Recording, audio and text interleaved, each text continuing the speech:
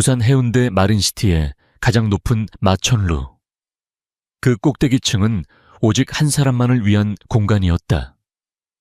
통유리창 너머로 부산항의 거대한 크레인들과 세계를 오가는 화물선들이 장난감처럼 펼쳐져 있었지만 사무실의 주인은 그 풍경에 아무런 관심도 없었다. 그의 세상은 책상 위에 놓인 작은 액자 속에 멈춰 있었다. 액자 속에는 햇살처럼 웃고 있는 한 여자가 있었다. 윤채원, 그의 아내이자 그의 유일한 빛이었던 여자. 1년 전 그가 주최한 요트 파티에서 실족하여 차가운 바닷속으로 사라진 여자. 그날 이후 진아준의 시간도 함께 멈췄다.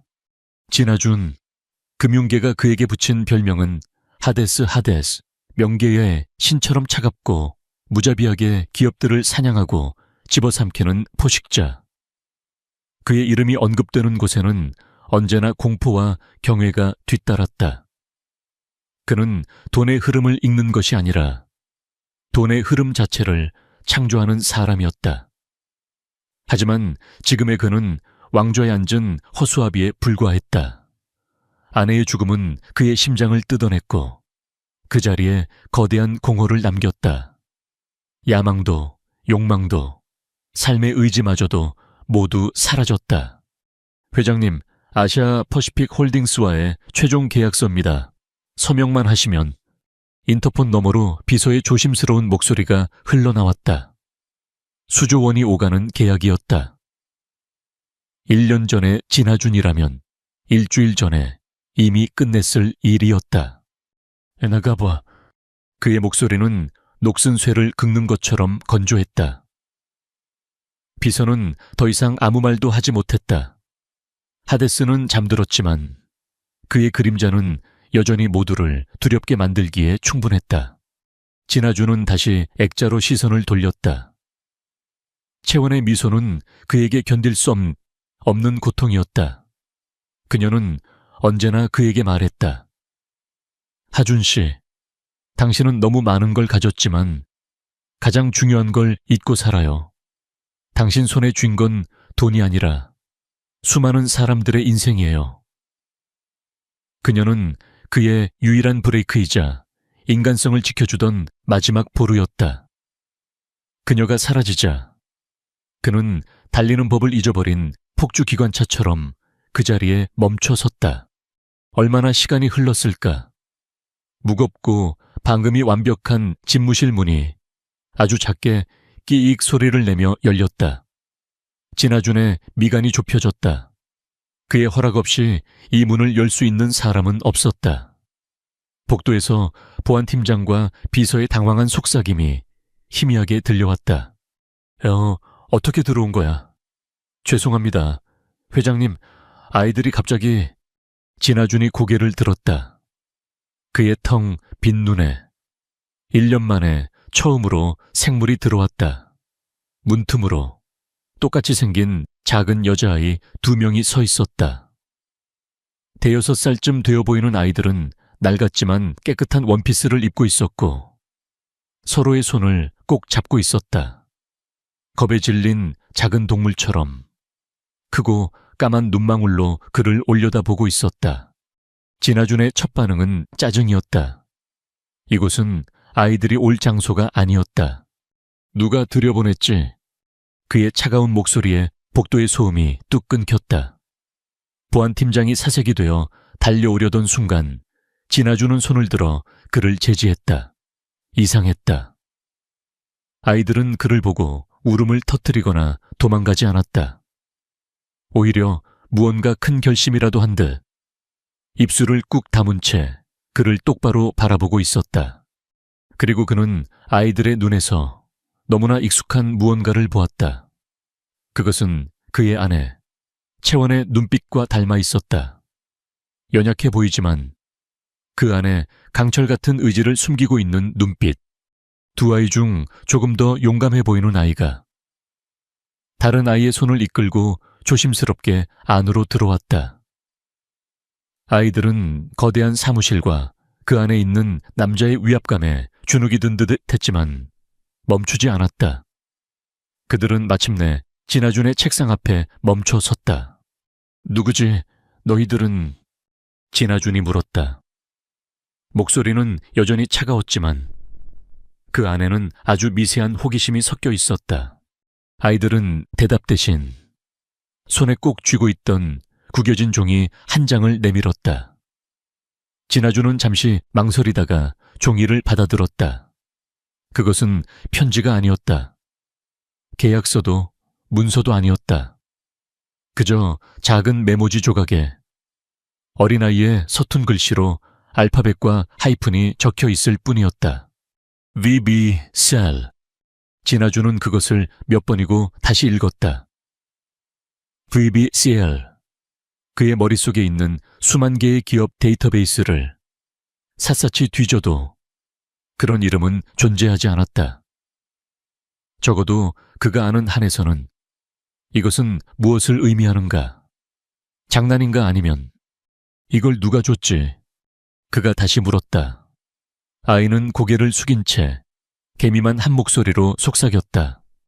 채원 언니가요. 채원. 그 이름이 진아준의 귓가에 박히는 순간 그의 세상이 잠시 멈췄다. 온몸의 피가 얼어붙는 것 같았다. 그는 자신의 귀를 의심했다. 니 뭐라고? 채원 언니가 아저씨를 찾아가라고 했어요. 그리고 이걸 드리라고 했어요. 아저씨는 알 거라고 했어요. 다른 아이가 울먹이며 덧붙였다. 진아준의 손이 가늘게 떨리기 시작했다. 1년 동안 그의 심장을 덮고 있던 두꺼운 얼음벽에 아주 작은 균열이 생기기 시작했다. 불가능한 일이었다. 채원은 죽었다. 그는 자신의 눈으로 싸늘하게 식은 그녀의 시신을 확인했다. 하지만 이 아이들은 누구이며 이 알 수 없는 코드는 무엇인가? 그리고 왜 하필 채원의 이름을 말하는 것인가? 그는 아이들의 얼굴을 다시 찬찬히 뜯어보았다. 아이들의 얼굴 윤곽, 까만 눈동자, 오똑한 코, 그곳에는 채원의 흔적이 없었다. 하지만 아이들이 풍기는 분위기, 그 처연하면서도 강인한 느낌이 이상할 정도로 채원을 떠올리게 했다. 복도에서 비서와 보안팀장이 어쩔 줄 몰라하며 그를 바라보고 있었다. 그들의 눈에는 회장님이 미친 아이들의 장난에 어울려주고 있다는 안쓰러움이 담겨 있었다. 하지만 진아준은 그들의 시선을 느끼지 못했다. 그의 머릿속에서는 잠들어 있던 분석 회로가 미친 듯이 돌아가기 시작했다. 수많은 가정과 변수들이 떠올랐다, 사라졌다. 이것은 정교하게 계획된 사기극일 수 있다. 그의 슬픔을 이용해 돈을 뜯어내려는 혹은 경쟁사가 보낸 교란 작전일 수도 있다. 그의 멘탈을 흔들어 마지막 남은 이성마저 파괴하려는. 하지만 만약에 아주 희박한 확률로 이것이 진실이라면, 채원이 죽기 전에 남긴 마지막 메시지라면 그의 심장이 1년 만에 처음으로 고통이 아닌 다른 이유로 세차게 뛰기 시작했다. 그는 인터폰 버튼을 눌렀다. 그의 목소리는 이전과 달랐다. 건조하고 차가운 톤은 그대로였지만 그 안에 날카로운 칼날 같은 예리함이 되살아나 있었다. 보안팀, 당장 이 아이들이 어떻게 건물 안으로 들어왔는지 경로를 역추적해. CCTV 영상 단 1초도 놓치지 마. 그리고 김 비서. 네 회장님. 내 모든 일정을 취소해. 그리고 지금 당장 VBCL이라는 회사에 대한 모든 정보를 긁어모아. 상장 기업이든 비상장 기업이든 국내든 해외든 상관없어. 10분 주지. 명령이었다. 잠들었던 하데스가 마침내 눈을 뜨는 순간이었다. 진아준은 전화를 끊고 손에 쥔 작은 종이 조각과 그를 불안하게 올려다보는 두 아이를 번갈아 보았다. 슬픔의 안개는 걷히고 있었다. 그 자리에는 거대한 미스터리에 대한 지독한 갈증과 진실을 파헤치기 위해서라면 세상 끝까지라도 추적할 포식자의 굶주린 본능이 고개를 들고 있었다. 그의 아내가 죽음 너머에서 그에게 마지막 퍼즐 조각을 던졌다. 그리고 그는 그 퍼즐을 풀기 위해 기꺼이 다시 한번 명계의 왕좌로 돌아갈 준비가 되어 있었다. 진아준의 명령이 떨어지자 1년 동안 멈춰있던 그의 제국이 깨어났다. GFC 타워의 40층. 하데스의 두뇌 역할을 하는 전략 분석실의 불이 일제히 켜졌다. 대한민국 최고의 애널리스트와 기업 정보 전문가들로 구성된 그의 직속팀은 회장님의 1년 만에 첫 명령에 경악하면서도 동시에 끓어오르는 전율을 느꼈다. 왕이 돌아왔다. VBCL 신분 안에 모든 정보를 회장님 책상 위로 올려 팀장의 고함과 함께 수십 명의 전문가들이 미친 듯이 키보드를 두드리기 시작했다. 그들은 합법과 불법의 경계를 넘나들며 정보를 수집하는데 도가 튼 자들이었다. 하지만 VBCL은 그들의 레이더망에 거의 걸리지 않는 유령 같은 존재였다. 정확히 9분 뒤 진아준의 책상 위 태블릿의 보고서가 올라왔다. VBCL 정보 요약. 소재지 부산시 강서구 녹산공단 외곽. 업종 바이오 연구 및 개발 실질적 활동 전무. 재무상태 자본금 1억 원. 부채 50억 원. 주거래 은행 파산 직전. 3년 연속 적자. 상장 폐지 직전. 주주 구성 차명 계좌로 의심되는 소액 주주 10여 명. 실소유주 불분명. 특이사항 없음. 보고서는 한마디로 쓰레기였다. 진아준이라면 평생 거들떠보지도 않을, 곧 사라질 운명의 좀비 기업. 하지만 그의 아내 채원이 이 회사의 이름을 남겼다. 그 사실 하나만으로도 VBCL은 세상에서 가장 중요한 회사가 되었다. 김비서. 네, 회장님. 우리 회사 법무팀과 M&A 팀 전원 지금 당장 회의실로 소집해 1시간 내로 VBCLL에 대한 적대적 인수 계획을 수립한다. 오늘 안에 끝낸다. 김비서는 자신의 귀를 의심했다. 회장님이 돌아온 것은 기뻤지만 고작 이런 유령 회사를 인수하기 위해 제국의 최정예 부대를 움직인다는 말인가. 하지만 그녀는 질문하지 않았다. 하데스의 결정에 토를 다는 것은 어리석은 짓이었다. 진아준이 전쟁을 준비하는 동안 그의 집무실에는 어색한 정적이 흘렀다. 두 아이 서리와 세우는 거대한 소파에 나란히 앉아 김비서가 가져다 준 우유와 케이크에 손도 대지 않고 있었다. 아이들은 여전히 겁에 질려 있었지만 진아준의 곁을 떠나려 하지는 않았다. 마치 이곳이 세상에서 가장 안전한 장소라고 믿는 것처럼 진아준은 아이들에게 다가갔다. 평생 여자라고는 아내밖에 몰랐던 그에게 어린 아이들을 대하는 것은 수조 원짜리 M&A보다 훨씬 더 어려운 일이었다. 그는 최대한 부드러운 목소리를 내려고 노력했다. 채원 언니가 또 뭐라고 했지? 아저씨는 우리 편이라고 했어요. 아저씨만이 우리를 지켜줄 수 있다고. 서리가 작은 목소리로 대답했다. 세은이가 언니의 옷자락을 꼭 잡으며 덧붙였다.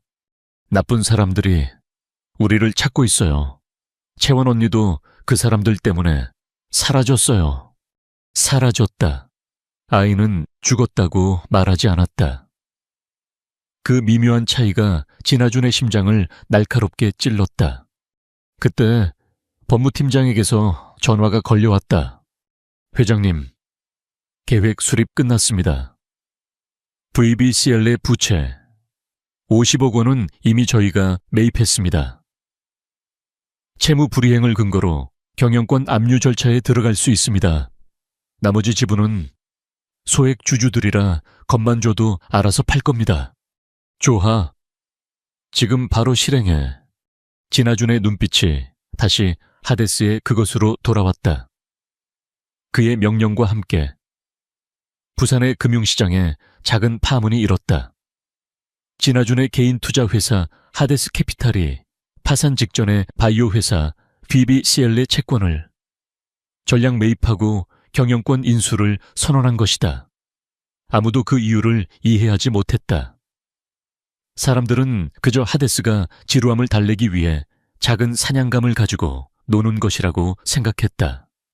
단 3시간 만에 VBCL은 법적으로 완벽하게 진아준의 소유가 되었다.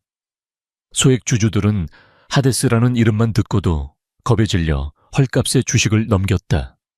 진아준은 아이들을 비서에게 잠시 맡기고 직접 차를 몰아 녹산공단으로 향했다. VBCL의 연구소는 그의 말끔한 마이바흐와는 전혀 어울리지 않는 낡고 스산한 건물이었다. 문은 굳게 잠겨 있었지만 그의 사람들은 이미 모든 것을 준비해둔 상태였다. 안으로 들어서자 먼지 쌓인 복도와 텅 빈 실험실이 그를 맞았다. 이곳은 연구소라기보다는 버려진 창고에 가까웠다. 그는 곧장 대표이사 사무실로 향했다. 사무실 역시 모든 것이 먼지투성이었지만 단 한 곳 벽에 걸린 대형 금고만은 누군가 최근에 닦은 것처럼 깨끗했다. 진아준은 금고로 다가갔다. 최신형 디지털 잠금 장치였다. 그는 잠시 망설이다가 손을 뻗어 6개의 숫자를 눌렀다. 자신과 채원의 결혼기념일. 찰칵 하는 소리와 함께 굳게 닫혀있던 금고문이 부드럽게 열렸다. 그의 예상이 맞았다. 그의 심장이 세차게 요동쳤다. 금고 안은 텅 비어 있었다. 오직 암호화된 외장 하드 드라이브 하나와 낡은 서류 봉투 하나만이 덩그러니 놓여 있었다. 연구자료나 현금 같은 것은 없었다. 이것은 사업을 위한 공간이 아니었다. 이것은 메시지를 남기기 위한 공간이었다. 그는 2 물건을 챙겨 즉시 회사로 돌아왔다. 그는 자신의 집무실 문을 잠그고 서류 봉투를 먼저 열었다. 안에는 법률 서류 몇 장이 들어있었다. 입양 관련 서류와 친권 포기 각서, 그리고 후견인 지정 요청서. 진아준은 눈살을 찌푸렸다. 그런데 서류를 자세히 읽어본 그의 눈이 믿을 수 없다는 듯이 커졌다. 서류에 적힌 아이들의 이름은 윤설이, 윤세은, 그의 아내와 같은 윤씨였다.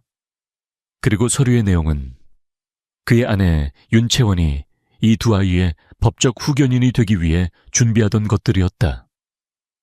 서류에는 충격적인 사실이 더 적혀 있었다. 2 아이는 그의 장인, 즉 채원의 아버지인 윤 회장이 밖에서 낳아 숨겨온 채원의 이복 동생들이었다.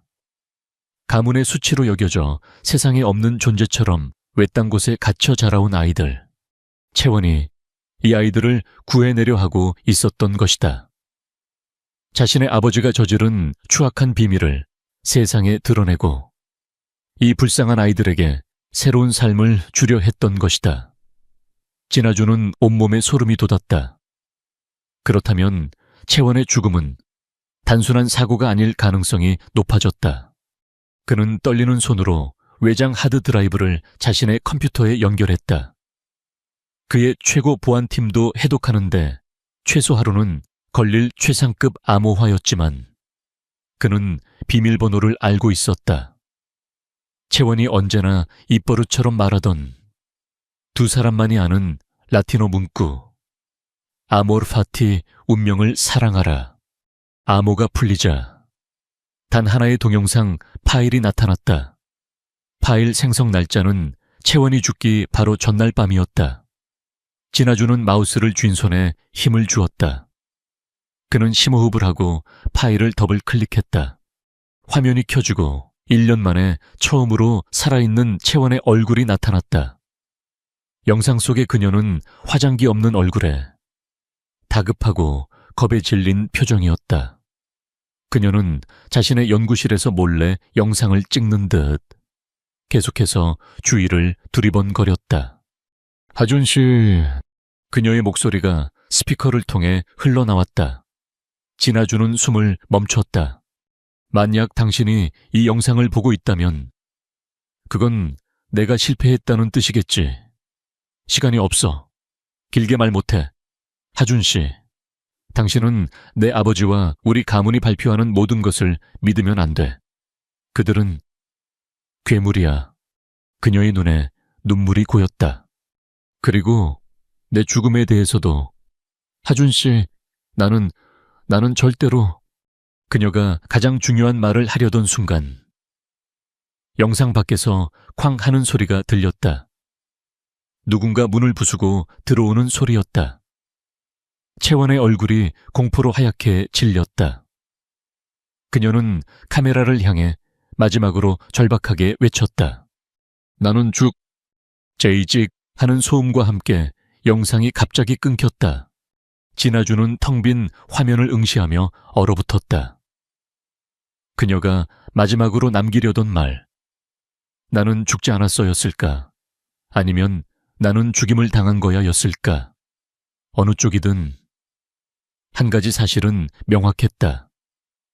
그의 아내 윤채원의 죽음은 사고가 아니었다. 그것은 명백한 살인이었다. 그리고 그 배후에는 그가 장인으로 모셨던 남자, 윤 회장이 있었다. 그 순간 그의 집무실 문을 누군가 다급하게 두드렸다. 회장님, 큰일 났습니다. 방금 윤 회장님 쪽에서 저희 회사의 주식을 대량으로 매도하기 시작했습니다. 명백한 공격입니다. 하데스의 눈이 붉게 빛났다. 슬픔의 시대는 끝났다. 이제 피해 복수가 시작될 시간이었다. 진아준의 집무실은 순식간에 전쟁 지휘 본부로 변했다. 수십 개의 모니터가 벽을 가득 메웠고 붉은색 숫자들이 폭포수처럼 쏟아져 내렸다. 대한제약 윤 회장의 공격은 예상보다 훨씬 더 거대하고 조직적이었다. 회장님, 대한제약과 연관된 모든 기관 투자자들이 저희 주식을 시장에 쏟아내고 있습니다. 언론사들에서 동시다발적으로 저희에 대한 악성 루머를 퍼뜨리고 있습니다. 내부자금 횡령설, 해외투자 실패설까지 전부 거짓이지만 시장이 반응하고 있습니다. 3조 원 규모의 M&A 계약이 방금 파기되었습니다. 상대 측에서 윤 회장의 압력을 받은 것 같습니다. 전략 분석실은 아비규환이었다. 1년 동안 평화에 젖어 있던 제국의 병사들은 갑작스러운 기습 공격에 혼란에 빠졌다. 그들의 왕이 부재했던 시간 동안 성벽은 약해져 있었다. 하지만 왕은 돌아왔다. 진아주는 이 모든 혼란의 한가운데서 미동도 없이 의자에 앉아 있었다.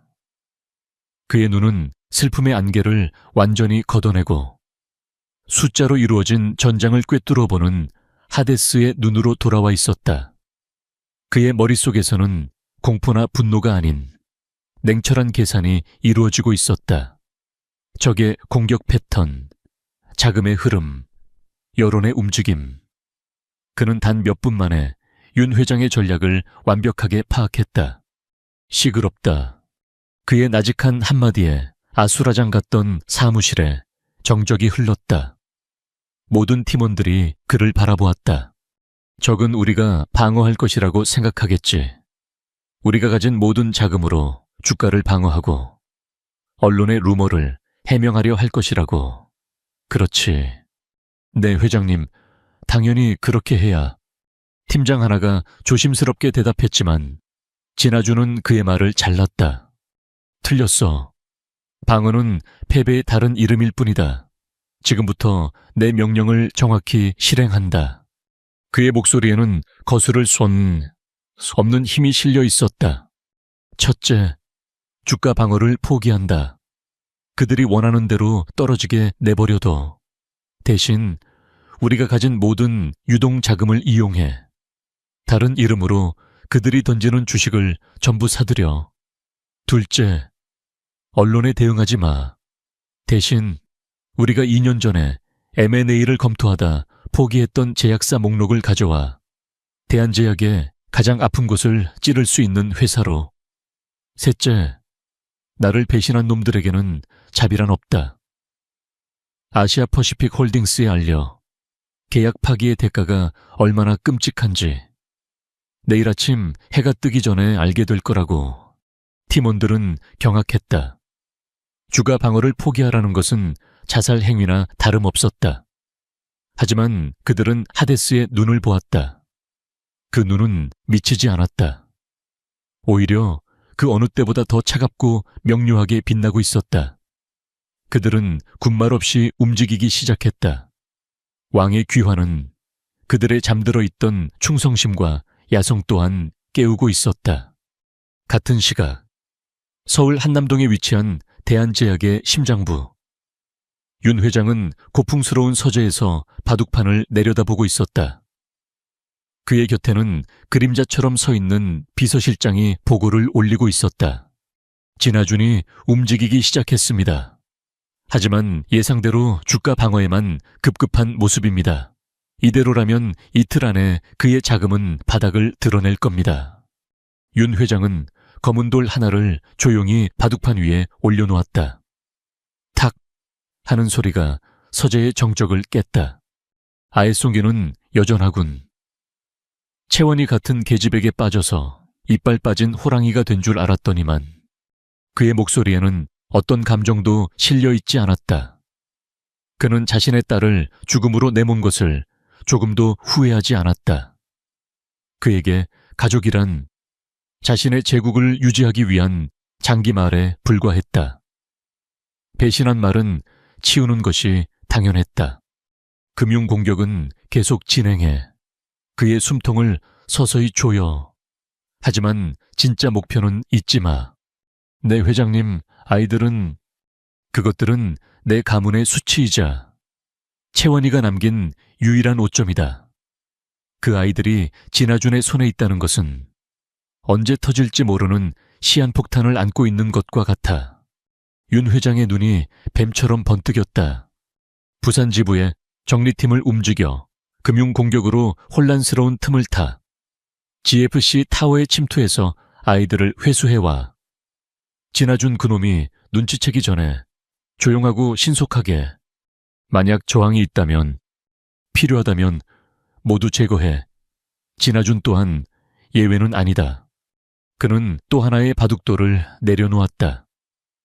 그의 바둑판 위에서 진아준의 하얀 돌들은 이미 검은 돌들에게 완전히 포위되어 있었다. 하지만 그는 몰랐다. 진아준의 진짜 목표는 그의 바둑판을 뒤엎는 것이라는 것을. GFC 타워. 진아준은 자신의 팀이 전쟁을 치르는 동안 조용히 서리와 세은을 자신의 집무실 가장 안쪽에 있는 비밀 공간으로 이끌었다. 그곳은 외부에서는 벽처럼 보이는 최첨단 보안 시스템을 갖춘 패닉 룸이었다. 여기 잠시만 있자. 아무도 우릴 찾지 못할 거야. 그는 아이들을 안심시키며 자신의 보안팀장에게 연락했다. 그는 하데스의 가장 날카로운 창의자 방패인 전직 특수부대 출신의 강인한 사내였다. 팀장님, 지금부터 타워 전체에 최고 등급 경계령을 발령합니다. 외부인의 출입을 전면 통제하고 모든 출입구와 엘리베이터를 봉쇄하십시오. 적이 올 겁니다. 어떤 적 말입니까, 회장님? 경찰이나 소방관으로 위장한 늑대들. 그의 말이 끝나기 무섭게 타워 1층 로비에서 비상벨이 울렸다. 화재 경보기였다. 하지만 스프링클러는 작동하지 않았다. 곧이어 소방복을 입은 10여 명의 남자들이 장비를 들고 건물 안으로 뛰어 들어왔다. 시민들은 공포에 질려 대피하기 시작했다. 하지만 진아준의 보안팀은 속지 않았다. 전원 전투 태세 목표는 소방관 복장을 한 침입자들. VIP께서는 안전하시다, 반복한다, 적을 섬멸하라. 보안팀장의 명령이 무정의를 통해 울려 퍼졌다. 평범한 경비원처럼 보이던 그의 팀원들이 순식간에 훈련된 용병으로 돌변했다. 그들은 로비의 기둥과 안내 데스크 뒤에 몸을 숨기고 침입자들을 향해 최루탄과 전기 충격총을 발사했다. 침입자들 역시 보통 내기가 아니었다. 그들은 소방 장비 안에 숨겨온 진압 장비를 꺼내 들고 격렬하게 저항했다. 로비는 순식간에 비살상 무기들이 오가는 격전지로 변했다. 진아주는 패닉룸의 모니터를 통해 이 모든 상황을 실시간으로 지켜보고 있었다. 그의 옆에는 서리와 세은이 공포에 질려 서로를 껴안고 떨고 있었다. 그는 아이들의 눈을 가려주며 조용히 속삭였다. 괜찮아. 아저씨가 있잖아. 이제 아무도 너희를 해치지 못해. 그의 목소리는 부드러웠지만 그의 눈은 모니터 속의 전투에서 한시도 떼지 않았다. 그는 적들의 움직임, 전술, 그리고 장비 수준을 분석하고 있었다. 윤 회장이 고작 이런 수준의 공격을 보냈을 리가 없었다. 이것은 양동 작전이었다. 팀장님, 1층은 미끼입니다. 진짜는 다른 곳으로 들어올 겁니다. 헬기장 옥상. 진아준이 다급하게 외쳤다. 바로 그 순간 모니터 한쪽 구석의 옥상 CCTV 화면에 검은색 로프를 타고 내려오는 그림자들이 포착되었다. 하지만 그의 보안팀은 이미 움직이고 있었다. 옥상으로 통하는 모든 문은 강철판으로 봉쇄되었고 최정계 요원들이 그들을 기다리고 있었다. 10분 뒤 전투는 끝났다. 1층의 침입자들은 모두 제압되었고 옥상으로 침투하려던 자들은 흔적도 없이 사라졌다. 아마도 임무 실패를 직감하고 퇴각한 듯 했다. 진아주는 길게 숨을 내쉬었다. 첫 번째 파도는 막아냈다. 하지만 그는 이것이 시작에 불과하다는 것을 알았다. 부산은 더 이상 안전하지 않았다. 윤 회장의 소나기가 도시 전체를 덮고 있었다. 그는 떨고 있는 두 아이를 바라보았다. 저 작고 연약한 아이들이 그의 아내 채원이 목숨을 걸고 지키려 했던 존재들이었다. 그는 더 이상 이 아이들을 위험에 노출시킬 수 없었다. 방어만으로는 이길 수 없었다. 이 지옥 같은 도시를 벗어나 반격의 기회를 만들어야 했다. 그는 결심했다. 그의 눈이 차갑게 빛났다. 그는 보안팀장에게 새로운 명령을 내렸다. 생포한 놈에게서 배후를 캐내. 그리고 부산을 떠날 준비를 하지. 지금부터 우리는 유령이 되는 거야. 하데스는 자신의 왕국을 버리고 그림자 속으로 들어갈 준비를 하고 있었다. 더 큰 전쟁을 위한 전략적 후퇴였다. 진아준의 패닉룸은 더 이상 피난처가 아니었다. 그곳은 새로운 전쟁을 위한 작전실이 되었다. 생포한 침입자는 그의 보안팀장 앞에서 10분도 버티지 못하고 모든 것을 털어놓았다. 대한제약 윤 회장의 직속 정리팀. 그들의 임무는 서리와 세은, 두 아이를 회수하는 것이었고 그 과정에서 방해되는 모든 것을 제거해도 좋다는 허락을 받았다는 것까지. 진아준의 얼굴이 얼음처럼 차가워졌다. 윤 회장은 아이들을 손녀로 보는 것이 아니라 지워야 할 오점이자 이용 가치가 있는 물건으로 보고 있었다. 그리고 자신은 그 물건을 되찾는 데 방해가 되는 장애물일 뿐이었다. 부산을 빠져나가야 합니다, 회장님. 보안팀장이 단호하게 말했다. 윤 회장의 영향력은 저희가 생각하는 것 이상입니다. 경찰, 항만, 공항까지 그의 손이 닿지 않는 곳이 없을 겁니다. 이 타워 안은 안전하지만 영원히 숨어 있을 수는 없습니다. 알라. 진아주는 모니터에 떠있는 대한제약의 주가 차트를 노려보았다. 윤 회장의 공격은 집요했다. 그의 금융제국은 서서히 출혈을 강요당하고 있었다. 이대로 가다간 일주일 안에 심각한 타격을 입게 될 터였다. 하지만 진아주는 돈 때문에 움직이는 사람이 아니었다. 그는 이 모든 것이 자신의 시선을 묶어두기 위한 거대한 연극이라는 것을 간파하고 있었다. 늑대를 사냥하려면 더 크고 맛있는 미끼를 던져줘야지. 그의 입가에 1년 만에 처음으로 하데스의 잔인한 미소가 떠올랐다. 그는 전략 분석팀장을 호출했다. 지금부터 대한제약의 최대 경쟁사인 백제바이오에 대한 적대적 M&A를 선언한다. 회장님, 지금 뭐라고? 팀장은 자신의 귀를 의심했다. 대한제약과 전쟁을 치르는 와중에 전혀 상관없는 제3의 회사를 공격하라는 명령이었다. 그것은 미친 짓이었다. 두 개의 전선에서 동시에 싸우는 것은 자살 행위였다. 이해가 안 되나 윤 회장은 지금 나를 밟아 죽일 수 있다고 자신하고 있어. 내가 수세에 몰려 방어에만 급급할 거라고 믿고 있지. 그런데 만약 그 상황에서 내가 갑자기 그의 최대 경쟁사를 집어삼키려 든다면 진아준의 눈이 번뜩였다. 그는 혼란에 빠질 거다. 내가 미쳤다고 생각하거나 아니면 이 모든 것을 감당할 숨겨진 카드가 있다고 의심하겠지. 어느 쪽이든 그의 시선은 백제바이오로 쏠릴 수밖에 없어. 자신의 턱 밑까지 칼이 들어왔는데 멀리 있는 사냥감에만 집중할 수는 없는 법이니까. 이것이 우리가 부산을 빠져나갈 시간을 벌어줄 연막이다. 팀원들은 그제야 그의 거대한 계획을 깨닫고 전율했다. 수조 원의 돈을 단지 연막 작전을 위해 미끼로 던진다는 발상. 그것은 평범한 기업가는 상상조차 할 수 없는, 오직 하데스, 진아준만이 가능한 대담하고도 잔인한 도박이었다. 작전은 즉시 실행되었다. 하데스 캐피탈, 백제바이오에 대한 적대적 인수선언. 속보가 터져 나오자 금융시장은 발칵 뒤집혔다. 모두가 진아준이 마침내 미쳤다고 생각했다. 대한제약과의 전쟁에서 패배를 직감하고 자포자기의 심정으로 벌이는 마지막 발악이라고. 서울 한남동 윤 회장의 서재. 보고를 받은 윤 회장은 처음으로 당황한 기색을 보였다. 진아준이 백제 바이오를 지금 이 상황에서. 그의 바둑판이 흔들렸다. 진아준의 행보는 그의 예상을 완전히 벗어난 것이었다. 그의 머릿속에서 수많은 계산이 오갔다. 놈이 미친 척하는 건가?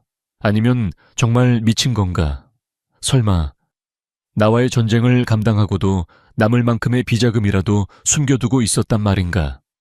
그의 자존심이 허락하지 않았다.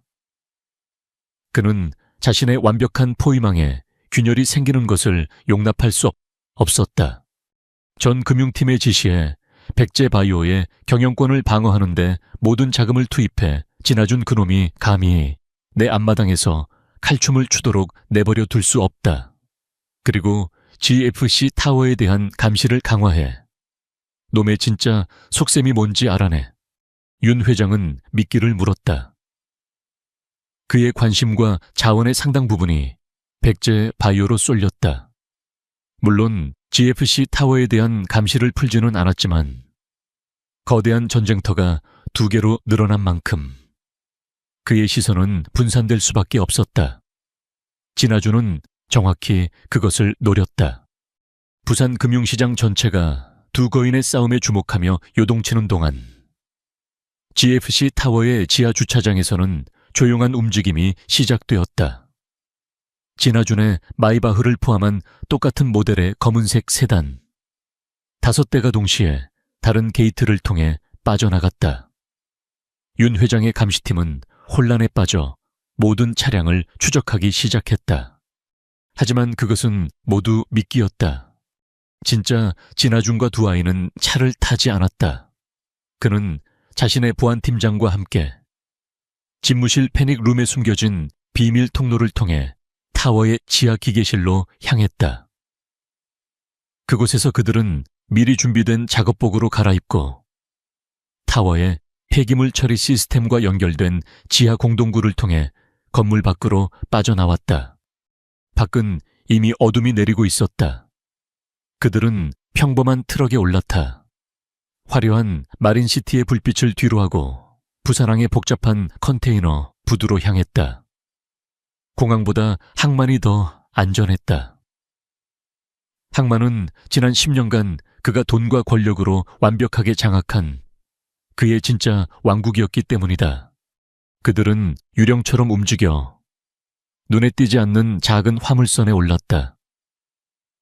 진아준이 유령 회사를 통해 소유한 배였다.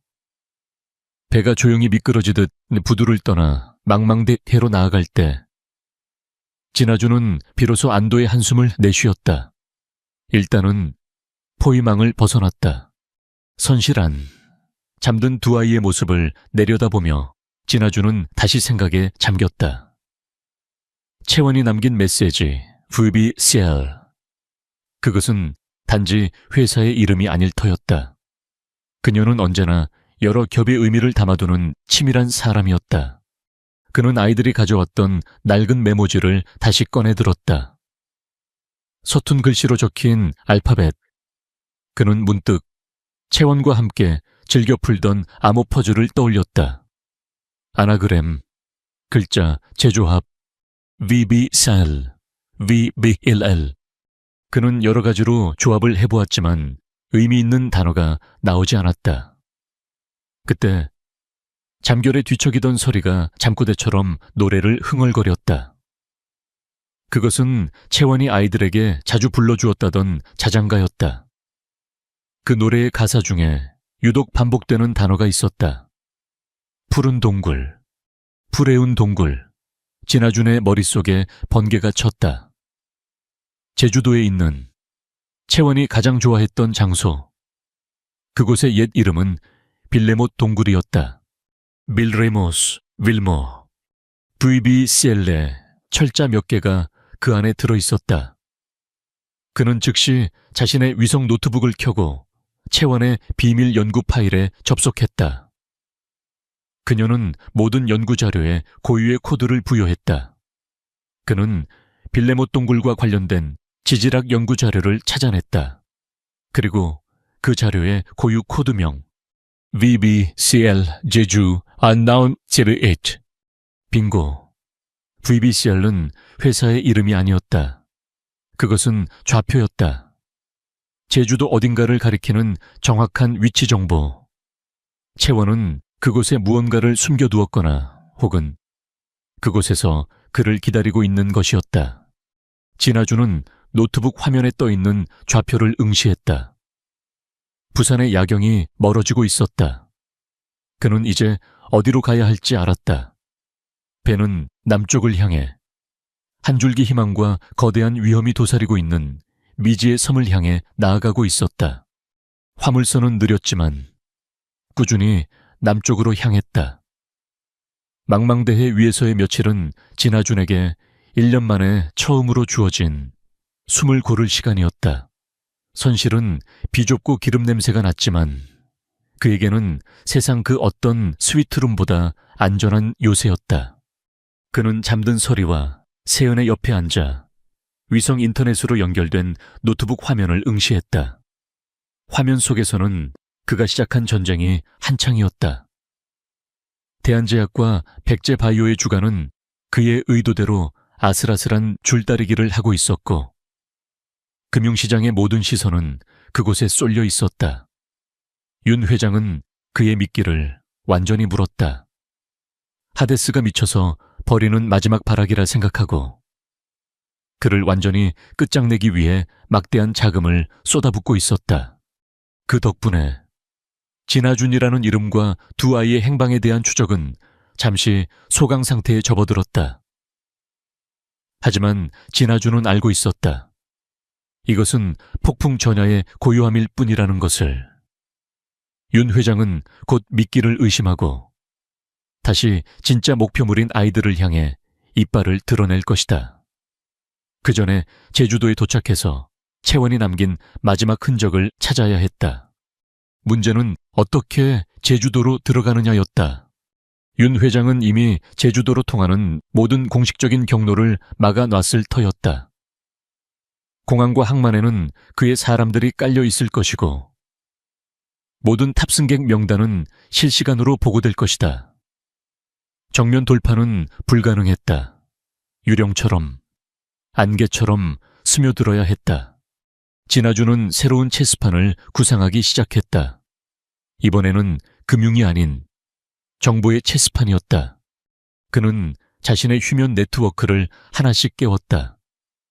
일본 도쿄의 한 호텔, 진아준의 가명으로 된 신용카드로 제주행 프라이빗 제트기 한 대가 예약되었다. 서울 강남의 한 오피스텔, 그가 과거에 사용하던 대포폰의 전원이 켜지며 기지국에 짧은 신호를 남겼다. 마카오의 한 카지노, 그의 또 다른 비밀 계좌에서 거액의 현금이 인출되었다. 수십 개의 거짓 정보와 흔적들이 대한민국 전역, 나아가 아시아 전역에 뿌려졌다. 마치 오징어가 먹물을 뿜어 자신의 위치를 감추는 것처럼 그는 디지털 세상에 수많은 자신의 분신을 만들어냈다. 아니나 다를까 윤 회장의 지휘본부는 혼란에 빠졌다.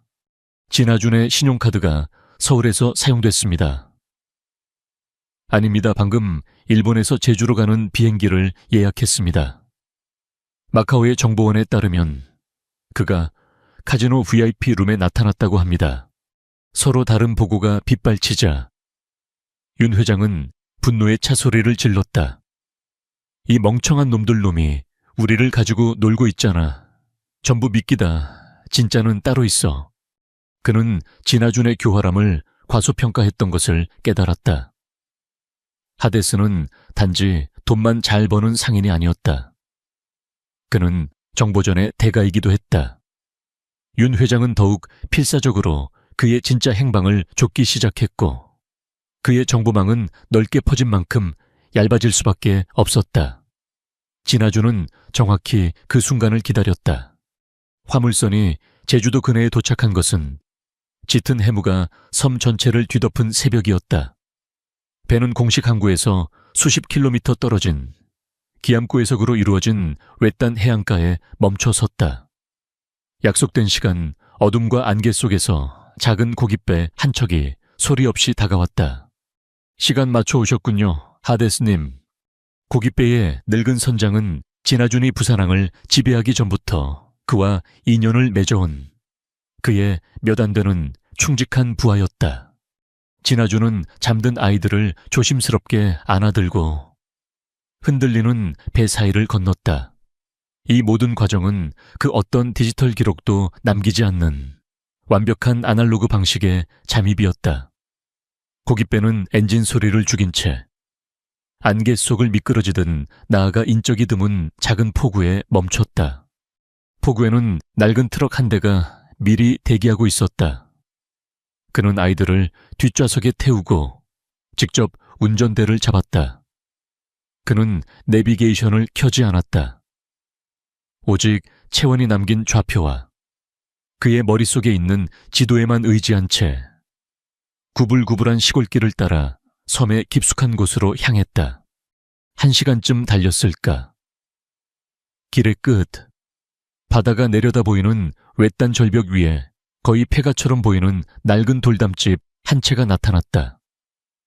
채원의 좌표가 가리키는 곳이었다. 겉보기에는 금방이라도 무너져 내릴 것 같은 모습이었지만 진아준은 망설임 없이 차에서 내렸다. 그는 돌담집의 낡은 나무 문을 지나 안뜰의 작은 우물로 다가갔다. 그는 우물의 두레박 손잡이를 특정한 순서에 따라 3번 돌렸다. 그러자 끼익 하는 기계음과 함께 우물 옆에 평범한 돌벽 하나가 안으로 열리며 비밀 통로를 드러냈다. 통로의 끝에는 두꺼운 강철문이 있었다. 그가 문에 손을 대자 지문 인식 장치가 푸른 빛을 내며 그의 신원을 확인했다. 문이 열리는 순간 그는 숨을 삼켰다. 아는 바깥의 폐가와는 완전히 다른 세상이었다. 최첨단 통신 장비, 비상식량, 의료시설, 그리고 완벽한 보안 시스템까지 갖춘 현대적인 벙커이자 안가 N자였다.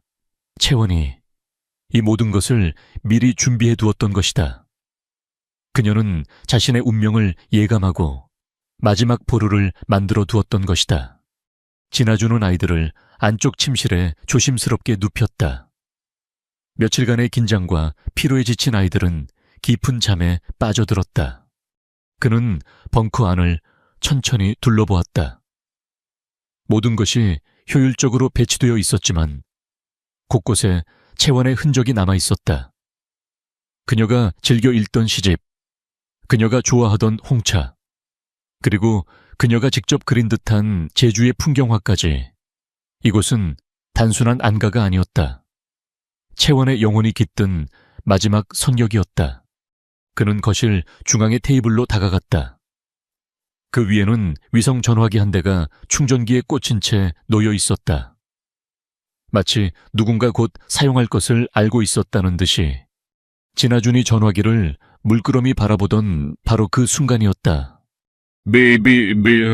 조용한 벙커 안에 전화벨 소리가 날카롭게 울려 퍼졌다. 발신자 표시는 알 수 없음. 진아준의 심장이 멎는 것 같았다. 온몸의 신경이 곤두섰다. 이 전화기의 존재를 아는 사람은 오직 한 사람뿐이어야 했다. 그는 1년 동안 단 한 번도 느껴보지 못했던 희망과 두려움이 뒤섞인 감정 속에서 떨리는 손으로 통화 버튼을 눌렀다. 수화기를 귀에 대자 몇 초간의 정적이 흘렀다. 그리고 기적처럼 그의 귓가의 꿈속에서도 그리워하던 목소리가 들려왔다. 나야, 하준씨. 진아준은 전화기를 든 채 그 자리에 얼어붙었다. 그는 대답 대신 단 한마디를 힘겹게 내뱉었다. 채원아. 진아준의 목소리는 1년 만에 처음으로 그 자신의 것이 아닌 것처럼 낯설게 울렸다. 수화기 너머에서는 짧은 침묵, 그리고 애써 참는 듯한 흐느낌이 들려왔다. 그의 심장이 바닥으로 곤두박질 쳤다가 다시 하늘로 솟구쳤다. 나야, 하준씨, 정말 나야. 그 목소리, 꿈속에서도 수천 번을 들었던, 사무치게 그리워했던 바로 그 목소리였다. 진아준은 휘청거리며 벽에 몸을 기댔다. 현실감이 없었다. 이것이 윤 회장이 파놓은 잔인한 함정일지라도 그는 이 순간만큼은 기꺼이 속아주고 싶었다. 어디야? 당신 지금 어디 있어? 길게 통화와 못해. 그 사람 귀는 어디에나 있어. 지금부터 내가 하는 말 잘 들어. 아이들은 설이랑 세은이는 무사해. 그래, 내 옆에 있어. 잠들었어. 다행이다. 정말 다행이야. 하준씨, 오늘 밤 자정 내가 보내는 주소로 와줘. 혼자 와야 해. 그리고 아무도 믿지 마. 내 아버지조차도. 채원아, 잠깐만. 이게 다 무슨... 띠뚜. 뚜뚜. 전화는 일방적으로 끊겼다. 그의 손에는 차가운 통화 종료 음만이 남아있었다. 몇 초 뒤 위성 전화기로 암호화된 지도 좌표 하나가 전송되었다. 이곳 안가에서 차로 30분 거리. 해안 절벽에 위치한 낡은 별장이었다. 진아준은 몇 분 동안 그 자리에 못 박힌 듯 서 있었다. 그의 머릿속은 혼돈 그 자체였다. 그녀가 살아있다. 이 사실 하나만으로도 그의 무너졌던 세상이 다시 재건되는 것 같았다. 하지만 동시에 거대한 의문과 불안이 몰려왔다. 지난 1년 동안 대체 무슨 일이 있었던 것인가? 왜 그녀는 죽음을 위장하고 숨어야만 했는가? 회장님, 보안팀장이 그의 곁으로 다가왔다. 그의 얼굴에는 심각한 우려가 서려 있었다. 방금 통신 추적해 보았지만 실패했습니다. 완벽한 우회와 암호화입니다. 보통 솜씨가 아닙니다. 그리고 회장님, 이건 함정일 가능성이 높습니다. 알아. 진아준은 짧게 대답했다. 함정일 수도 있다.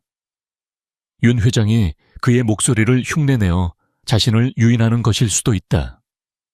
하지만 그는 가야만 했다. 단 1%의 가능성이라도 있다면 그는 기꺼이 불길 속으로 뛰어들 준비가 되어 있었다. 팀장님은 아이들 곁을 지켜주십시오. 무슨 일이 있어도 아이들을 안전하게 보호하는 게 최우선입니다. 별장은 나 혼자 다녀오겠습니다. 하지만 회장님, 이건 명령입니다. 진아준의 목소리에는 이 일을 제기할 수 없는 무게가 실려 있었다. 밤은 칠흑같이 어두웠다. 달빛마저 구름에 가려진 제주도의 밤. 진아준은 낡은 트럭을 몰아 약속 장소로 향했다. 파도 소리만이 그의 유일한 길동무였다. 그의 심장은 평생 처음 느껴보는 복잡한 감정들로 요동치고 있었다. 별장은 위태롭게 절벽 끝에 서 있었다. 버려진 지 오래된 것처럼. 창문은 깨져 있고 담쟁이 덩굴이 건물을 휘감고 있었다. 그는 차에서 내려 권총의 안전장치를 풀고 조심스럽게 안으로 들어갔다. 안은 텅 비어 있었다. 먼지 쌓인 가구들 위로 부서진 창문을 통해 희미한 달빛만이 스며들고 있었다. 바로 그때 2층으로 올라가는 삐걱이는 계단 위에서 한 사람의 그림자가 나타났다. 진아준은 숨을 멈추고 그 그림자를 향해 총구를 겨누었다. 그림자가 천천히 달빛 속으로 걸어 들어왔다. 나야, 하준씨, 총 내려놔. 윤채원, 그녀였다. 1년 전 사진 속에서 보던 모습보다 더 야위고 창백했지만 그의 심장을 멈추게 하던 그 눈빛과 미소는 그대로였다. 그녀는 살아있었다. 툭! 진아준의 손에서 권총이 힘없이 바닥으로 떨어졌다. 그는 성큼성큼 그녀에게 다가가 부서질 듯 그녀를 끌어안았다. 그녀의 천, 그녀의 향기, 그녀의 심장 박동, 모든 것이 현실이었다. 채원아, 정말 당신이야. 그의 목소리가 격하게 떨렸다. 채원 역시 그의 품에 안겨 참았던 눈물을 터뜨렸다. 두 사람은 한참 동안 아무 말 없이 서로의 존재를 확인하며 1년이라는 지옥 같은 시간을 위로했다. 얼마나 지났을까? 먼저 몸을 뗀 것은 채원이었다.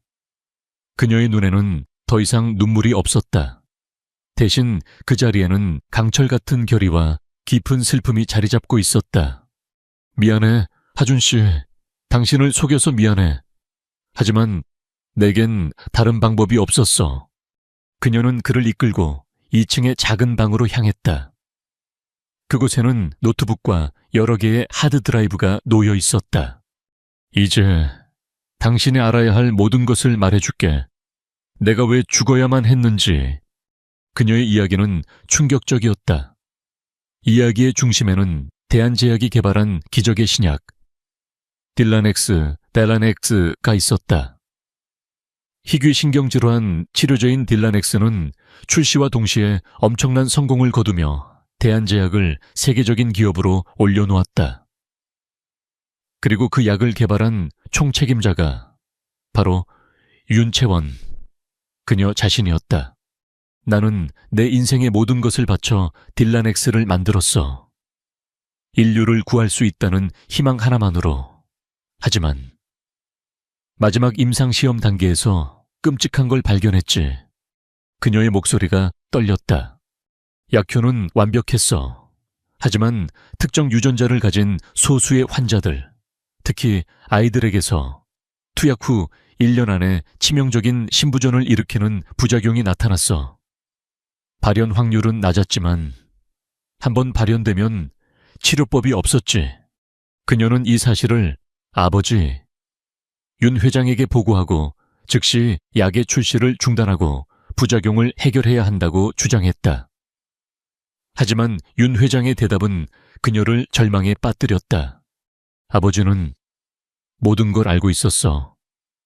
임상시험 데이터를 조작해서 식약처의 허가를 받아냈던 거야. 그분에게 수천억의 이익에 비하면 몇몇 아이들의 목숨은 감수할 수 있는 손실에 불과했던 거지. 윤 회장은 진실을 은폐하기 위해 딸을 정신병원에 감금하려 했다. 채원은 그 순간 깨달았다. 아버지가 자신을 살려두지 않을 것이라는 것을. 그녀는 자신을 감시하던 양심의 가책을 느끼던 경호팀장 한 사람의 도움을 받아 자신의 죽음을 위장했다. 요트 사고, 신원 확인이 불가능할 정도로 훼손된 시신. 모든 것이 그녀와 경호팀장이 꾸민 연극이었다. 그 경호팀장은 그녀를 탈출시킨 직후 의문의 사고로 목숨을 잃었다. 그럼 설이랑 세은이는, 그 아이들은 아버지가 숨겨둔 비밀 연구시설에서 발견된 부작용의 첫 희생자들이자 유일한 생존자들이야. 아버지는 그 아이들을 실험용 쥐처럼 가두어두고 부작용을 연구하는 한편 모든 데이터를 폐기하려 했어. 아이들은 그곳에서 모든 것을 봤어. 데이터 조작의 순간, 그리고 내 연구를 돕던 동료가 살해당하는 장면까지. 채원은 자신이 죽은 직후 경호팀장의 도움으로 그 연구시설에 잠입해 아이들을 구해냈다. 그리고 자신의 모든 연구 원본 데이터가 담긴 이 하드 드라이브들을 가지고 이곳 제주도로 숨어들었던 것이다. 진아주는 거대한 분노와 슬픔의 할 말을 잃었다. 그는 자신의 아내가, 그리고 저 작고 가여운 아이들이 어떤 지옥을 겪었는지 상상조차 할 수 없었다. 이제 이 증거들만 있으면. 채원이 하드 드라이브를 가리키며 말을 잇던 바로 그 순간이었다. 윙! 별장 전체에 날카로운 경보음이 울려 퍼졌다. 동시에 진아준의 이어피스에서 보안팀장의 다급한 외침이 들려왔다. 회장님 함정입니다. 별장 주변으로 수십 대의 차량이 접근하고 있습니다. 포위됐습니다. 윤 회장의 추적은 그들의 상상보다 훨씬 더 빠르고 집요했다. 재회의 기쁨을 누릴 시간도 없이 그들은 다시 한번 절벽 끝으로 내몰렸다. 진아주는 채원의 손을 잡고 창밖을 내다보았다. 어둠 속에서 수십 개의 전조등 불빛이 거대한 거미줄처럼 그들을 향해 조여오고 있었다. 별장 안의 공기는 팽팽하게 당겨진 활시위 같았다. 창문 밖, 어둠 속에서 수십 개의 전조등 불빛이 교차하며 그들을 완벽하게 포위하고 있었다. 칠흑 같은 제주의 밤바다를 등진 절벽 위의 낡은 별장은 이제 거대한 덫에 걸린 외로운 섬이 되었다. 전방 300m, 12시와 2시 방향의 저격수 배치 확인, 총 인원 최소 50명 이상. 모든 퇴로가 차단됐습니다. 진아준의 이어피스에서 보안팀장의 냉정한 보고가 흘러나왔다. 그의 목소리는 침착했지만 상황이 얼마나 절망적인지를 명확히 알려주고 있었다. 채원은 창백한 얼굴로 잠든 설이와 세은을 내려다보고 있었다. 1년 동안의 도피 생활 중 가장 위험한 순간이었다. 하지만 그녀의 곁에는 이제 진아준이 있었다. 그것만으로도 그녀는 이전과는 비교할 수 없는 용기를 얻었다. 내 아버지, 윤 회장은 어떤 사람인지 알아, 하준 씨. 채원이 말했다. 그녀의 목소리는 증오보다 깊은 슬픔에 잠겨 있었다. 그분은 사냥을 할 때, 사냥감이 완전히 지쳐서 스스로 무릎 꿇을 때까지 기다리는 사람이야. 지금 당장 공격하지 않는 건 우리에게 심리적인 압박을 가해 스스로 무너지게 만들려는 속셈이겠지. 그녀의 말이 맞았다. 바로 그때 별장 밖에서 확성기 소리가 시끄럽게 울려 퍼졌다. 윤 회장이 고용한 현장 지휘관의 목소리였다. 안에 있는 진아준 씨에게 전한다. 회장님의 마지막 제안이다. 아이들과 데이터를 넘기면 당신과 윤채원 씨의 해외 도피를 눈감아 주겠다고 하신다. 저항은 무의미하다. 10분 주겠다. 진아준은 코웃음을 쳤다. 악어의 자비 같은 소리였다. 그는 확성기를 향해 외치는 대신 자신의 위성통신 시스템을 이용해 적의 지휘통신망을 해킹했다. 그리고 그는 현장 지휘관이 아닌 그 너머에 있는 진짜 적수에게 직접 말을 걸었다. 오랜만입니다, 장인어른. 진아준의 목소리가 서울 한남동의 대한제약 비상지휘 본부 스피커에 울려 퍼졌다. 윤 회장은 모니터 앞에 앉아 있다가 깜짝 놀랐다. 자신의 보안 통신망이 뚫렸다는 사실보다 사위의 목소리가 너무나도 침착하다는 사실에 더욱 놀랐다. 내놈, 잔잘 들었습니다. 하지만 거래 조건이 마음에 들지 않는군요. 진아주는 마치 비즈니스 협상을 하듯 말을 이었다. 제가 새로운 조건을 제시하죠. 지금 당장 모든 병력을 물리고 내 아내와 아이들에게 저지른 모든 죄에 대해 무릎 꿇고 사죄하십시오. 그러면 당신의 남은 인생을 감옥에서 편안히 마칠 수 있도록은 해주겠습니다. 이것이 당신의 사위가 주는 마지막 자비입니다. 내 놈이 지금 미쳤구나. 윤 회장이 격노하여 소리쳤다. 진아주는 조용히 통신을 끊었다. 짧은 대화였지만 그는 필요한 모든 것을 얻었다. 시간, 그리고 적의 확실한 사례. 이제 남은 선택지는 하나뿐이었다. 이곳에서, 이 포위된 요새 안에서 모든 것을 끝내야 했다. 그는 채원을 돌아보았다. 방법이 있어. 채원은 고개를 끄덕였다. 그녀의 눈은 더 이상 도망자의 눈이 아니었다. 그것은 복수를 결심한 자의 차갑고 명료한 눈이었다. 내 아버지를 무너뜨릴 유일한 방법은 그가 평생 쌓아 올린 제국 그 자체를 파괴하는 거야. 그의 돈, 그의 명예, 그의 자존심을 모두 잿더미로 만드는 거지. 두 사람은 별장지하의 작은 서재로 향했다. 그곳은 채원이 만일을 대비해 꾸며놓은 작은 작전실이었다. 그녀는 노트북을 켜고 복잡한 데이터 파일들을 화면에 띄웠다. 이건 우리 회사, 아니 대한제약의 모든 비자금 흐름도와 해외 페이퍼 컴퍼니 명단이야. 그리고 이건 딜라넥스의 부작용을 은폐하기 위해 아버지가 매수한 정부 관료와 학자들의 리스트. 마지막으로 이건 그녀는 하드 드라이브를 연결했다. 화면에는 딜라넥스 임상시험에 조작되지 않은 원본 데이터가 나타났다. 수많은 숫자와 그래프들. 그것은 윤 회장의 죄를 증명할 완벽한 증거이자 그의 제국을 무너뜨릴 핵폭탄이었다. 이걸 세상에 공개하면 부족해. 진아준이 그녀의 말을 잘랐다. 이게 공개되기 전에 아버님은 언론을 통제하고 법망을 빠져나갈 거야.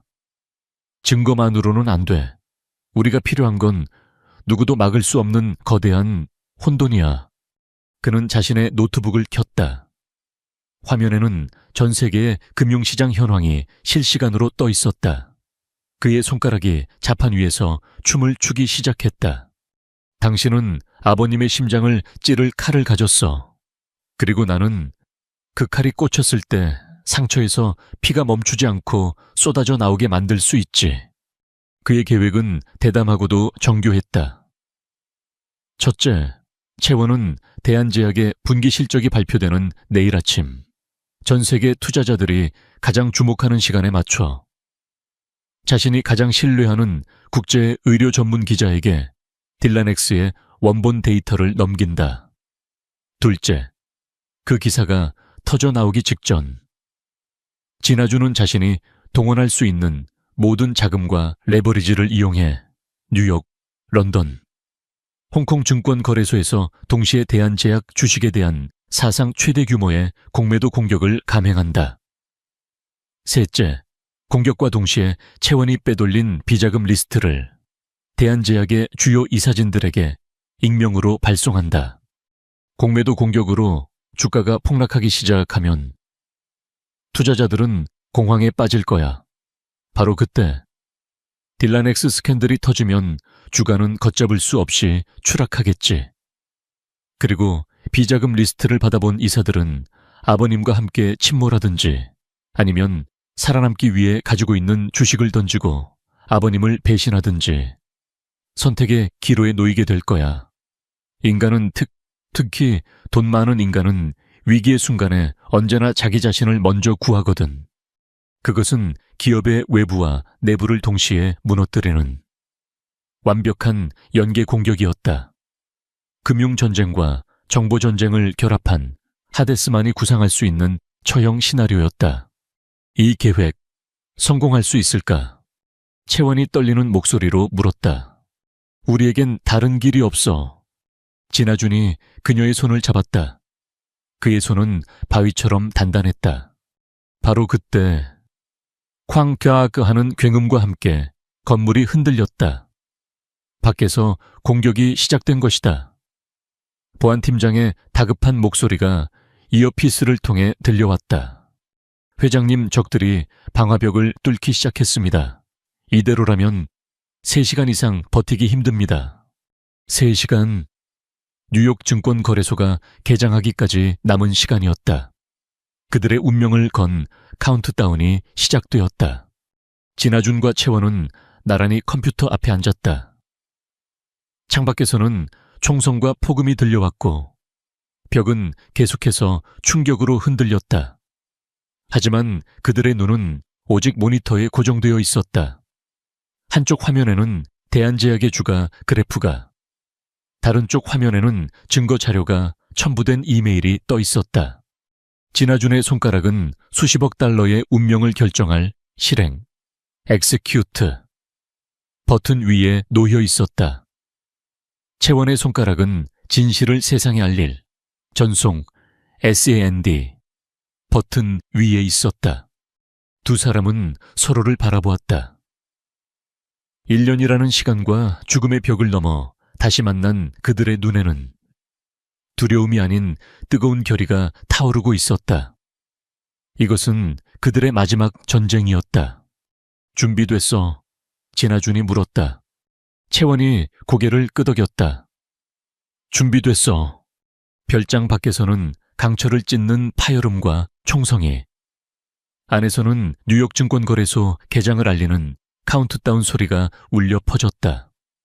상반된 2개의 소음은 하나의 시한폭탄처럼 진아준과 윤채원의 심장을 옥죄었다. 도어티, 누, 반모, 조. 진아준의 손가락이 execute 키를 눌렀다. 윤채원의 손가락이 send 버튼을 눌렀다. 2번의 클릭. 그것은 한 제국의 종말을 알리는 신호탄이었다. 밖에서 쏟아지는 총알 세례와 건물이 흔들리는 진동 속에서 두 사람은 숨을 죽이고 노트북 화면을 응시했다. 몇 초간의 정적. 그것은 태풍의 눈과 같은 고요함이었다. 그리고 폭풍이 시작되었다. 진아준의 모니터 위, 대한제약 DHPC의 주가 그래프가 붉은색 수직선으로 변했다. 개장과 동시에 수십억 달러에 달하는 그의 공매도 물량이 시장을 강타했다. 그것은 잔잔한 호수에 떨어진 돌멩이가 아니었다. 그것은 대양 한가운데 떨어진 운석이었다. 시작됐군. 진아준이 나직하게 중얼거렸다.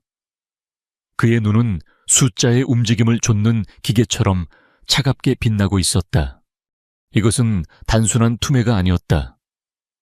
그의 명령과 함께 전 세계에 흩어져 있던 하데스 캐피탈의 인공지능 알고리즘들이 깨어났다. 알고리즘들은 1초에 수천 번씩 주식을 쪼개 팔며 시장의 공포 심리를 조장했다.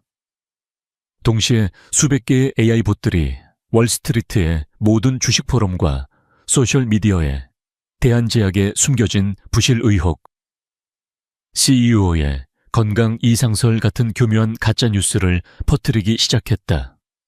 거대한 자본의 공격과 심리전이 결합되자 시장은 걷잡을 수 없이 흔들렸다.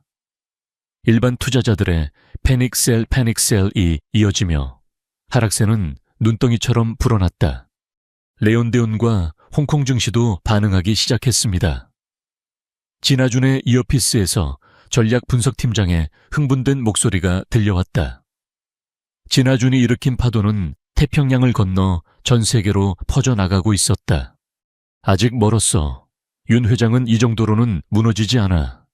그의 비자금과 우호 지분을 동원해 주가 방어에 나설 거다. 바로 지금쯤. 그의 말이 끝나기 무섭게 그래프에 하락세가 잠시 주춤했다. 거대한 매수 주문이 들어오며 주가를 방어하기 시작한 것이다. 윤 회장의 방역이었다. 하지만 진아주는 이미 모든 것을 예측하고 있었다. 2단계 공격 개시. 채원 씨, 지금이야. 진아준의 말에 채원은 고개를 끄덕이고 옆에 있던 노트북을 확인했다. 그녀가 증거 자료를 보냈던 국제 의료 전문 기자 데이비드 마틴의 웹사이트에 방금 새로운 기사가 올라왔다. 속보 대한제약의 기적 신약 딜라넥스 치명적 부작용 은폐 의혹 내부 고발자. 이것은 조직적 살인이다. 기사는 폭탄이었다.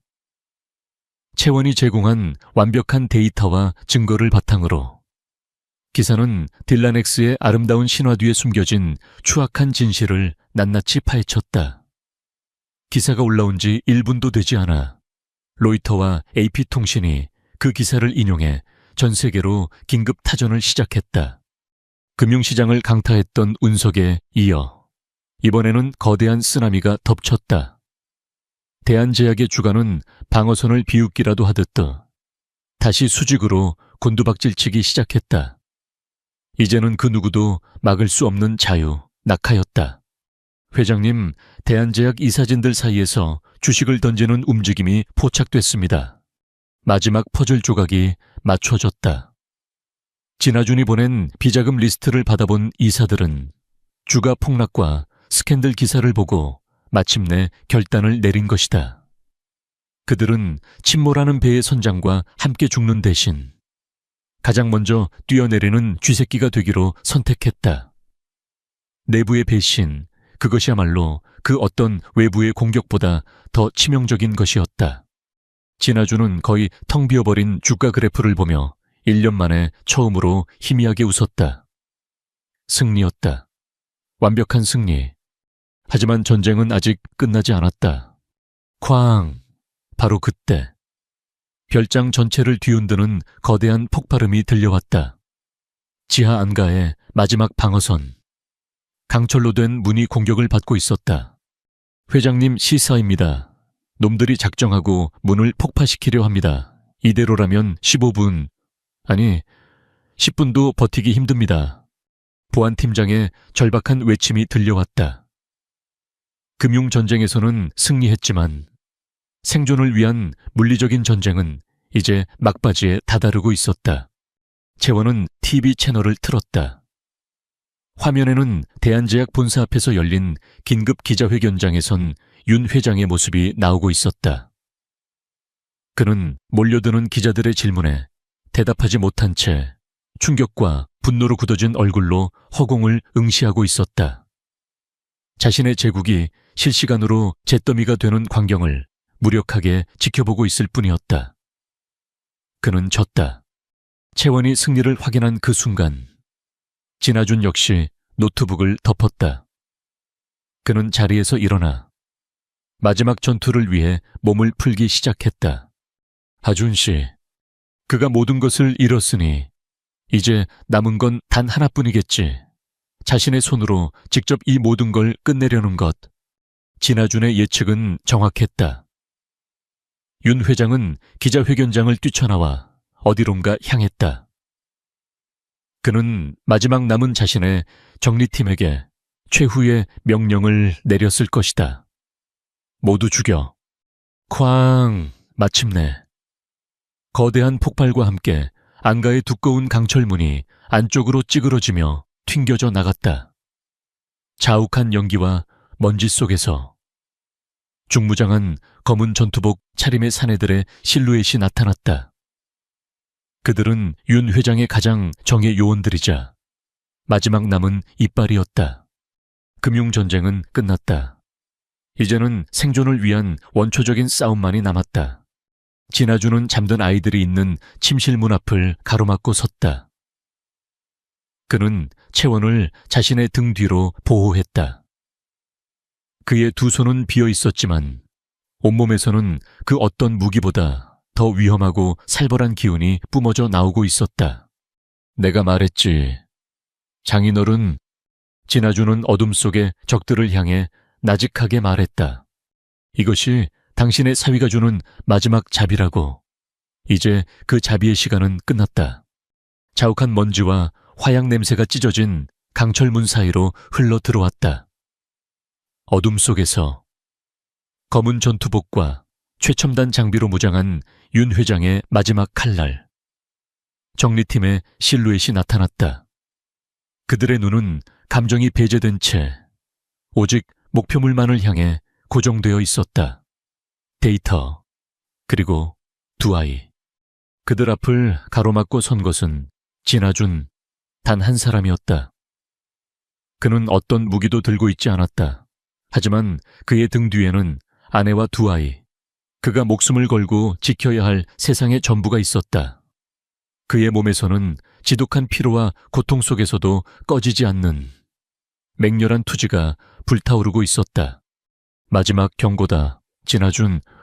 정리팀의 리더가 낮은 목소리로 말했다. 비켜라. 우리의 목표는 당신이 아니다. 내 아내와 아이들 또한 내 놈들의 목표가 될 수 없다. 진아준의 대답은 짧았지만 그 안에 담긴 의지는 강철보다 단단했다. 팀 리데오는 더 이상 경고하지 않았다.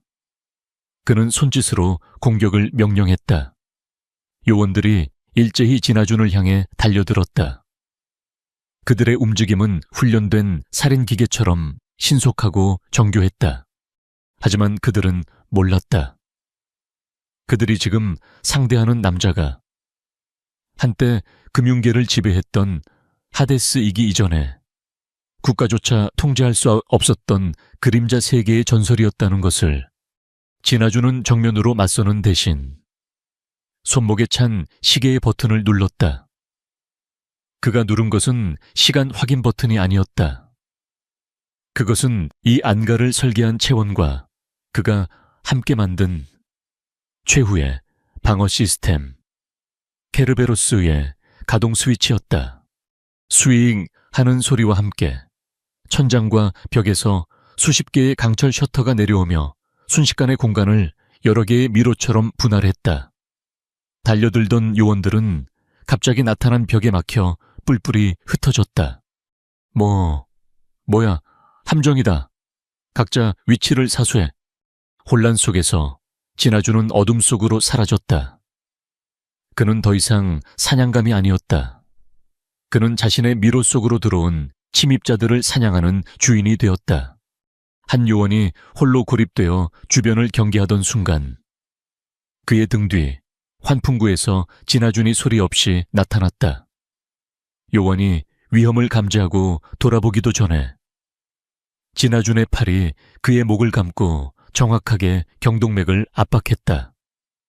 요원은 비명 한 번 지르지 못하고 정신을 잃었다. 다른 구역에서는 채원이 제 역할을 하고 있었다. 그녀는 전투원은 아니었지만 이 안가의 모든 시스템을 설계한 사람이었다. 그녀는 제어판 앞에 앉아 각 구역의 CCTV를 보며 진아준의 이어피스에 적의 위치를 속삭여 주었다. 하준 씨, 당신의 3시 방향 컨테이너 뒤에 2명. 동시에 그녀는 해당 구역의 소화 시스템을 작동시켰다. 갑자기 천장에서 이산화탄소가 뿜어져 나오자 요원들은 시야를 잃고 혼란에 빠졌다. 그 틈을 타 진아준은 유령처럼 나타나 그들을 쓰러뜨렸다. 이것은 전투가 아니었다. 이것은 일방적인 사냥이었다. 진아준과 채원, 두 사람의 완벽한 협력 플레이 앞에 최정의 요원들은 힘 한 번 제대로 써보지 못하고 하나둘씩 무력화되었다. 한편 이 모든 상황을 실시간 영상으로 지켜보던 윤 회장의 얼굴은 분노로 시뻘겋게 달아올라 있었다. 그는 전용기 편으로 제주를 떠나 해외로 도피하기 위해 공항으로 향하는 차 안에 있었다. 그의 제국은 무너졌지만 그는 아직 포기하지 않았다. 데이터와 아이들만 손에 넣는다면 그는 언제든 재기할 수 있다고 믿었다. 이 쓸모없는 놈들, 고작 두 사람에게 전멸당하고 있단 말인가. 그가 운전기사에게 소리쳤다. 더 빨리 달려 당장 이 지옥 같은 섬을 빠져나가야겠어. 하지만 그의 차가 공항으로 향하는 마지막 코너를 도는 순간 수십 대의 경찰차와 검은색 세단들이 도로를 가로막고 나타났다. 차에서 내린 것은 경찰 특공대와 서울중앙지검 특수부의 검사들이었다. 윤덕수 씨 살인교사 및 자본시장법 위반 등의 혐의로 당신을 긴급 체포합니다. 윤 회장의 얼굴에서 모든 핏기가 사라졌다. 채원이 보낸 증거는 하데스가 일으킨 금융폭풍보다 더 빠르고 치명적으로 그의 목을 조여왔다.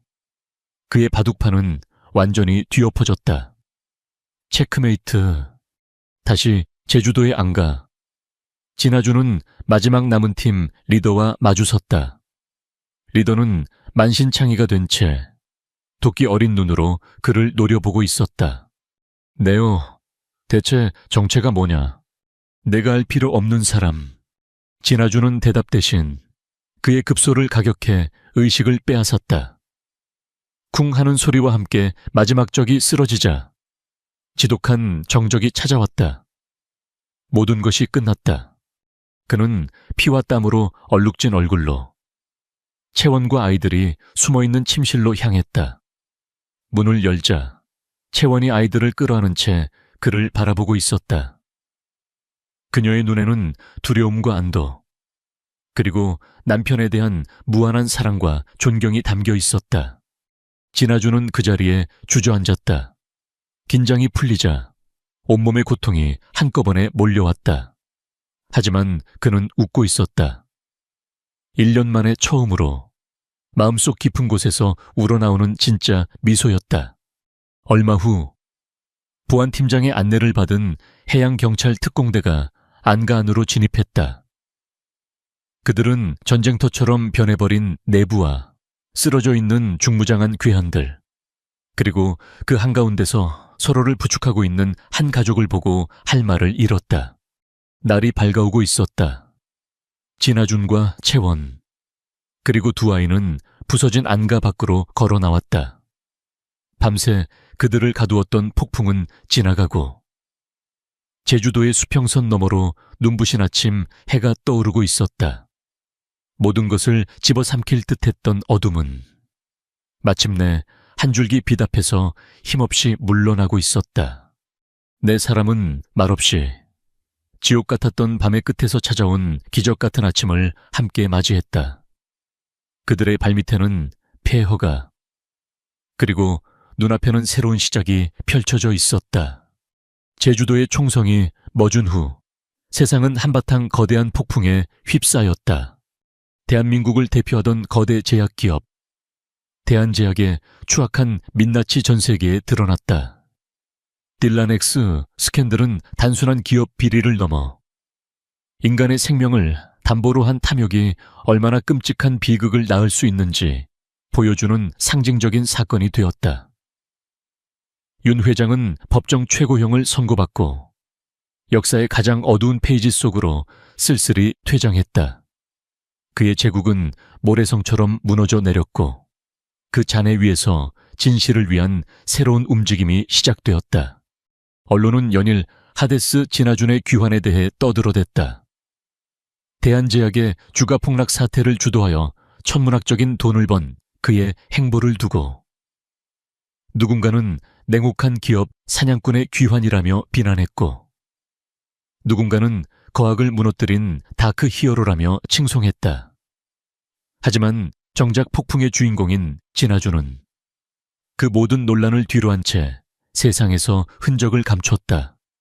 그와 윤채원, 그리고 두 아이는 마치 처음부터 존재하지 않았던 사람들처럼 사라졌다.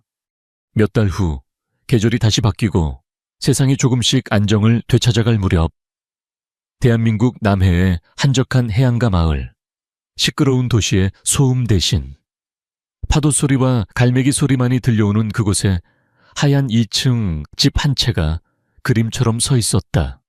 세월이야, 세연아 이리 와서 이것 좀 봐, 불가사리야. 마당에서 윤채원이 아이들을 향해 손짓하며 환하게 웃고 있었다. 1년 동안 죽음의 그림자 속에서 살았던 상처는 희미해지고 그녀의 얼굴에는 따스한 햇살 같은 미소가 돌아와 있었다. 아이들은 더 이상 겁에 질린 작은 동물들이 아니었다. 그들은 웃고 떠들고 마음껏 뛰놀며 평범한 아이들의 삶을 되찾아가고 있었다.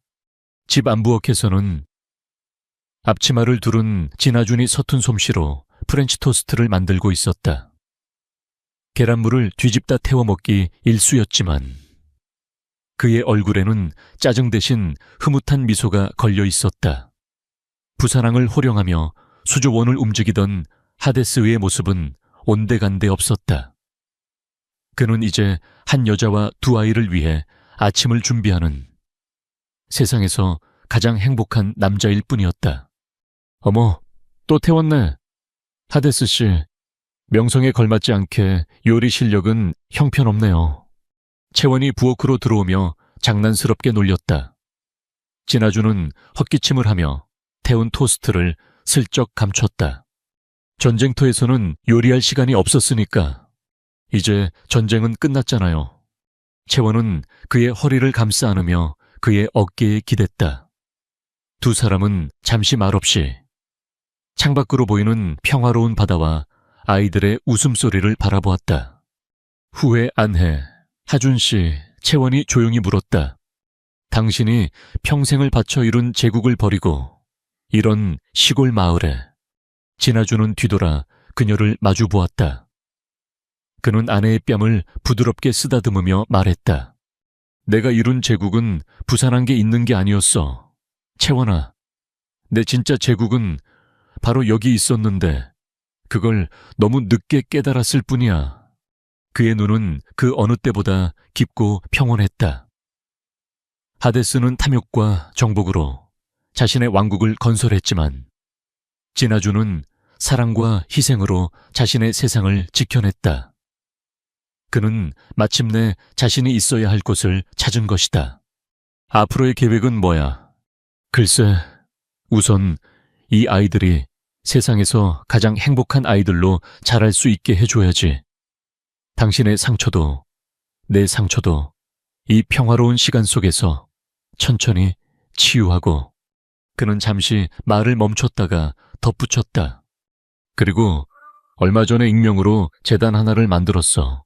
딜라넥스 피해자들을 돕고 설이나 세은이처럼 세상의 그늘에 숨겨진 아이들을 찾아내 보호하는 재단이야.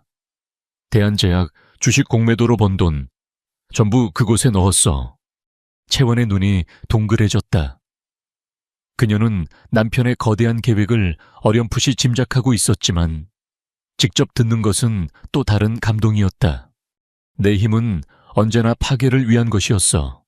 하지만 당신을 만나고 이제는 그 힘을 지키고 살리는 데 쓰고 싶어졌어.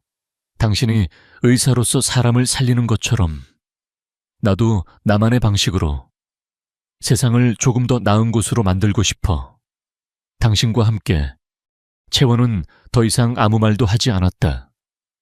그녀는 그저 그의 품에 깊이 안겨 그의 심장 소리를 들었다. 그것으로 충분했다. 1년 후 어느 맑은 가을. 알까. 하얀 집 앞 해변에서 네 사람의 웃음소리가 울려 퍼지고 있었다. 설이와 세은이는 아빠가 만들어준 연을 날리며 모래사장을 달리고 있었고 채원은 그 모습을 스케치북에 담고 있었다. 진아주는 아내의 곁에 앉아 행복에 겨워 소리치는 아이들과 그 모습을 사랑스럽게 바라보는 아내를 번갈아 보았다. 그는 한때 명계의 왕 하데스라 불렸다. 어둡고 차가운 부에 왕국을 지배했다. 하지만 지금 그의 왕국은 이곳이었다. 따스한 햇살과 사랑하는 사람들의 웃음소리와 짭짤한 바다, 내음이 가득한 곳. 그는 조용히 채원의 손을 잡았다. 세상의 편견과 거대한 음모, 그리고 죽음의 강을 건너 그들은 마침내 서로에게로 돌아왔다. 잿더미 속에서 그들은 비로소 완전한 가족으로 다시 태어났다. 바다 위로 부서지는 저녁 노을을 배경으로 네 사람의 그림자가 길게 하나로 이어지고 있었다.